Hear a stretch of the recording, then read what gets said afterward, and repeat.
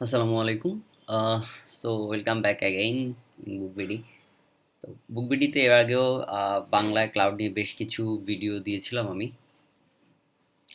যেগুলো ছিল S3 এর উপরে আর ক্লাউডের বেশ কিছু বেসিকের উপরে, এছাড়া EC2, load balance, auto scaling, route 53 বেশ কিছু কন্টেন্ট কভার করা হয়েছে। সো এই উইক থেকে আমরা আসলে ক্লাউডের আরও নতুন কিছু টপিক নিয়ে আলোচনা করব এবং সেগুলোর প্র্যাকটিক্যাল যে ব্যবহার AWS এ, সো ওগুলো দেখব। সো আজকে যেটা নিয়ে মেইনলি আলোচনা করব সেটা হলো AWS CloudFront নিয়ে। সো অ্যাকচুয়ালি CloudFrontটা কি?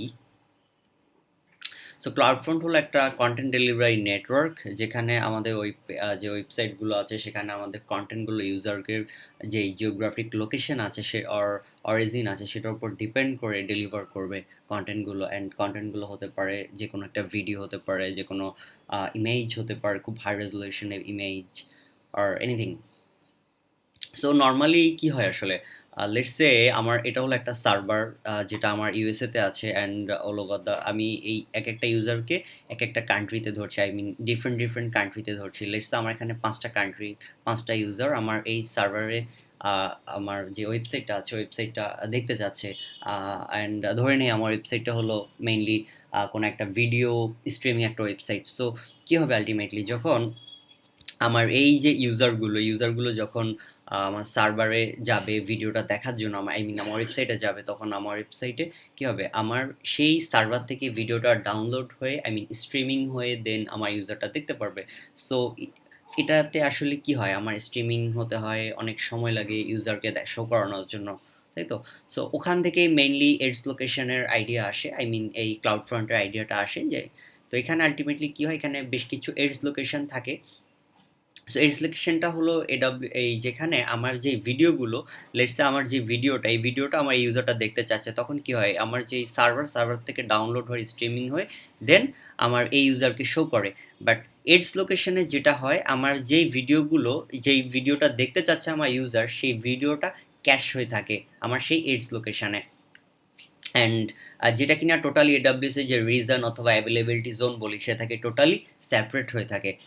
অ্যান্ড দেন অরিজিনটা হলো আমার যেই ভিডিওগুলো, যে ফাইলগুলো, সেই ফাইলগুলো যেখান থেকে ডিস্ট্রিবিউট হয় আমার। সো এটা হতে পারে আমার এসটি বাকেট, হতে পারে EC2 ইনস্ট্যান্স, হতে পারে লোড ব্যালেন্সার অর রুট 53, যে কোনো জায়গা থেকে আমি চাইলে এটা কনফিগার করতে পারি।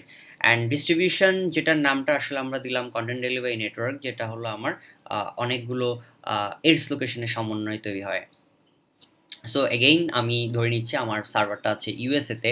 সো ইউএসএতে অ্যান্ড আমার এই দুইটা ইউজার মিলে, আই মিন এই দুইটা ইউজার একটা কান্ট্রি থেকে, এই দুইটা ইউজার একটা কান্ট্রি থেকে, এগেইন এই দুইটা ইউজার একটা কান্ট্রি থেকে, এভাবে আমি ধরে নিচ্ছি যে আমার প্রত্যেকটা কান্ট্রি থেকে আমার 2 জন করে ইউজার আছে। তো অ্যান্ড আমার প্রত্যেকটা কান্ট্রির জন্য এক একটা করে এডস লোকেশন আছে। লেটস সে এই 2 জনের জন্য একটা, এই 2 জনের জন্য একটা, এই 2 জনের জন্য একটা এডস লোকেশন। আই মিন আমার এডস লোকেশনগুলো আলাদা আলাদা করা আছে সবগুলোর জন্য।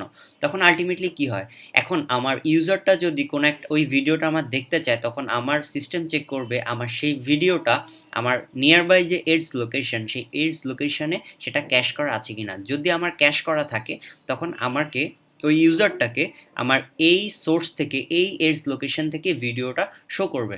তখন আলটিমেটলি যেটা হবে, আমার বেস্ট একটা পারফরমেন্স পাবো। এখন ধরে নেই আমার এই ইউজার যে ভিডিওটা দেখতে চাচ্ছে, সেই ভিডিওটা আমার এই এডস লোকেশনে অ্যাভেলেবেল নেই। তখন যেটা হবে, আমার যে সার্ভার, আমার এডস লোকেশন আমার সার্ভার থেকে ভিডিওটা ডাউনলোড করে নেবে, ডাউনলোড করে দেন আমার এই ইউজারকে শো করবে। অ্যাগেইন এটাতে আলটিমেটলি কী হচ্ছে, এডস লোকেশনে চেক করলো নেই, দেন আমার সে সার্ভারের সাথে কানেক্ট করলো, সার্ভার থেকে ভিডিওটা ডাউনলোড করলো, ডাউনলোড করে দেন আমার ইউজারকে শো করছে। কিন্তু আমার যেই দ্বিতীয় ইউজার, এখন ধরে নিচ্ছি যে এই প্রথম ইউজার যে ভিডিওটি দেখছে, এই ভিডিওটা আমার অলরেডি এডস লোকেশনে ক্যাশ হয়ে আছে।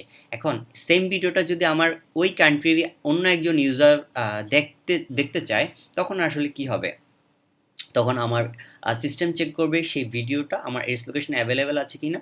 দেন যদি অ্যাভেলেবেল থাকে, দেন আমার ইউজারটাকে, এই সেকেন্ড যে ইউজার, সেই ইউজারটাকে এডস লোকেশন থেকে ভিডিওটা শো করবে, যেটা কিনা আমার টাইমটা অনেক কমে আসবে। দেন ইউজার একটা ভালো একটা পারফরমেন্স পাবে, খুব ফাস্ট ভিডিওটা দেখতে পারবে। অ্যান্ড অন দ্য সাইড আমার যে সার্ভারে যে প্রসেসিংটা আসলে আমার কম লাগছে তাহলে। তো এটাতে আসলে আমার কি হচ্ছে, আমার কস্টটাও আসলে অনেক কমে যাচ্ছে, রিডিউস হয়ে যাচ্ছে, রাইট? সো অ্যামাজন ক্লাউডফ্রন্ট আসলে কি করছে, it's content delivery network and it can deliver entire website including dynamic, static, streaming and interactive content using a global network of its location. So এটা অটোমেটিক্যালি আমার যেই রুট রুট করে দিবে near by it's লোকেশনগুলোতে, ultimately যেটাতে আমার best possible পারফরমেন্সটা আমি আমার ইউজারকে দিতে পারবো। And there are two types of it's I mean cloud front, একটা হলো ওয়েব ডিস্ট্রিবিউশন যেটা হলো ওয়েবসাইটের জন্য ব্যবহার করা হয়, আর একটা হলো আরটিএমপি যেটা হলো আমার মিডিয়া স্ট্রিমিংয়ের জন্য ব্যবহার করা হয়। সো এই ছিল আজকে আমার টোটালি AWS CloudFront। অ্যান্ড আপনাদের যদি AWS CloudFront নিয়ে কোনো ধরনের কোনো প্রশ্ন থেকে থাকে অবশ্যই ভিডিওর নিচে কমেন্ট করবেন। অ্যান্ড আমরা ট্রাই করব নেক্সট ভিডিওতে AWS CloudFront-এর যে প্র্যাকটিক্যাল কাজটা, আই মিন প্র্যাকটিক্যাল ল্যাবে আসলে ভিডিওটা দেখবো অ্যান্ড ভিডিওটা রেকর্ড করে আপনাদের সাথে শেয়ার করবো।